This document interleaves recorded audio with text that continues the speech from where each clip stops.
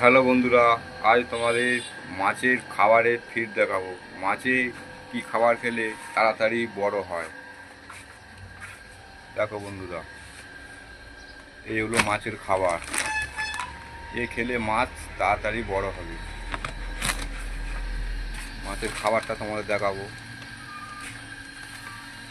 এই দেখো, আনমোল ফিড খেলে মাছ তাড়াতাড়ি বড় হবে।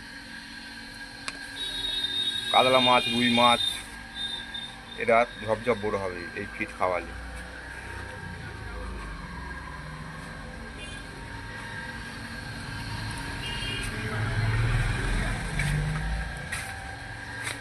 দেখতে পাচ্ছ বন্ধুরা, খাবারের ফিড।